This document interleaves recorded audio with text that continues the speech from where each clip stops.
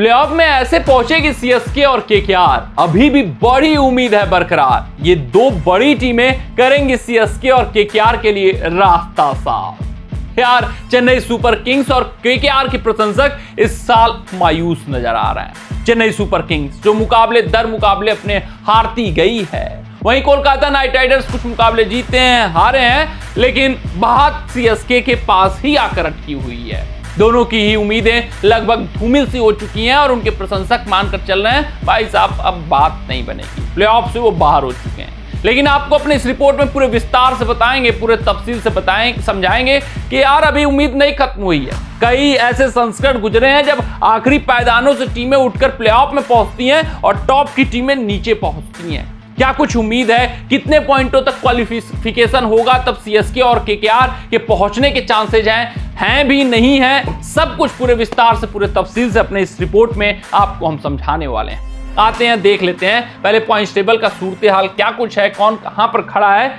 ये हम आपको बता देते हैं। देखिए गुजरात टाइटंस 8 मुकाबलों में 12 पॉइंट, डीसी 8 मुकाबलों में 12 पॉइंट, यानी सीएसके और केकेआर वो पहुंचना है तो ये सुनिश्चित हो चुका है। जीटी और डीसी पहुंच रही है, जीटी डीसी को पहुंचना होगा और ये सीएसके और केकेआर को प्रे करना होगा कि इनसे जब मुकाबला हो, यानी जीटी जब सीएसके से खेले, डीसी जब सीएसके से खेले तो हार जाए, उसके अलावा ये सारे मुकाबले जीते। वैसा ही कुछ डीसी के साथ भी हो कि अगर वो सीएसके और केकेआर से खेले तो हारे, बाकी सारे मुकाबले जीते।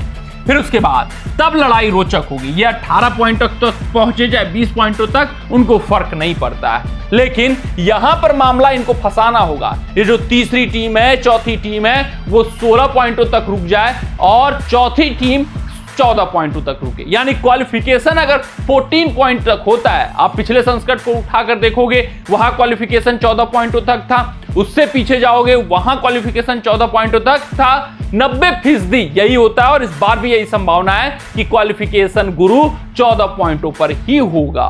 तब उम्मीद बरकरार है। केकेआर फाइट में है, सीएसके फाइट में है और सीएसके साल 2010 में ऐसा कारनामा कर चुकी है। 5 लगातार मुकाबले हारने के बाद वो प्लेऑफ में पहुंचे हैं, कमबैक की उम्मीद है। यानी आरसीबी, पीबीकेएस इन दो टीमों को मुकाबले हारने होंगे। सीएसके और केकेआर से तब तक खासकर, फिर जीटी और डीसी से भी हो तो भी आरसीबी और पीबीकेएस के अपने मुकाबले हारने होंगे और अन्य टीमों को भी, जैसे हैदराबाद हो गई, राजस्थान हो गई, इनको भी आरसीबी और पीबीकेएस को मुकाबले हराने होंगे। आरसीबी और पीबीकेएस को अगर ये 14 पॉइंटों तक रोकते हैं एक भी टीम को, तो फिर रास्ता साफ है सीएसके और केकेआर दोनों का। अगर दोनों टीमें रुकती हैं तो दोनों प्लेऑफ में पहुंच सकती हैं। अगर हम बात करें लखनऊ सुपर जायंट्स, इनसे खतरा कम इसलिए है क्योंकि भाई साहब इस टीम में उतना दमखम नहीं है। आप बात मानिए 10 पॉइंटों तक है, ऐसा भी हो सकता है अगले 5 के 5 मुकाबले लखनऊ सुपर जायंट्स हार जाए, ऐसा भी हो सकता है कि 10 ही पॉइंट तक रुक जाए, तो बहुत डरने की बात नहीं है लखनऊ सुपर जायंट्स से। हाँ, जो डरने की बात है वो मुंबई इंडियंस से है कि भाई साहब ये जीत की पटरी पर सवार हैं, हालांकि पॉइंट इनके 8 ही हैं। तो लड़ाई में एमआई, केकेआर, सीएसके बनी हुई है। 8 पॉइंट हैं, 8 मुकाबलों में 4 पॉइंट हैं, यानी कि इनको 14 पॉइंटों तक पहुंचने के लिए 6 मुकाबलों में 10 पॉइंट अर्जित करने हैं, यानी कि यहां से 5 मुकाबले 6 में जीतने होंगे। सारे के सारे मुकाबले चेन्नई सुपर किंग्स को यहां से जीतने होंगे। अगर वो ऐसा कर पाते हैं तो वो क्वालिफिकेशन की रेस में है। 14 पॉइंटों तक अगर क्वालिफिकेशन होता है तो और संभावना भी है। वहीं केकेआर टीम के लिए बात करें तो भाई बहुत कठिन नहीं हुआ है मामला। 8 मुकाबलों में 6 पॉइंट हैं। तो पहले एमआई वर्सेस एसआरएच का जो मुकाबला है, वहां अगर ये एमआई को हराते हैं, एसआरएच जीत जाती है, तो फिर केकेआर एमआई समान पटरी पर आ जाएगी। आप देख सकते हैं इनको 8 पॉइंट और अर्जित करने हैं 14 पॉइंटों तक पहुंचने के लिए, यानी बचे हुए 6 मुकाबलों में 4 मुकाबले जीतने केकेआर के लिए। तो केकेआर और सीएसके अगर यहां से लगातार मुकाबले जीतती है, सिनारियो कहां पर क्वालिफिकेशन का पहुंचता है 14 पॉइंटों तक। आरसीबी, पीबीकेएस अपने मुकाबले हारने लगती है, खासकर डीसी, जीटी से मुकाबले अगर होते हैं उनके, या फिर इनको प्रे करना होगा सीएसके और केकेआर को कि डीसी, जीटी अपने सारे 6 मुकाबले जीते।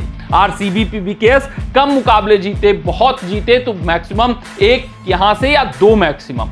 अगर ऐसा कुछ होता है तो फिर 14 पॉइंटों तक क्वालिफिकेशन होगा। फिर केकेआर को अपने 8 मुकाबलों में 6 मुकाबले जीतने होंगे टॉप 4 में पहुंचने के लिए। सीएसके को भी ऐसा कारनामा करना होगा, लेकिन इनके लिए टफ इसलिए वजह से है क्योंकि 6 में 5 जीतने होंगे, लेकिन इम्पॉसिबल नहीं है। यानी कि सीएसके केकेआर दोनों की उम्मीदें जीवंत हैं। 14 पॉइंटों तक अगर क्वालिफिकेशन होता है, पेच फंसता है जिसकी संभावनाएं ज्यादा हैं क्योंकि एलएसजी यहां से ढालान पर ही जाएगी।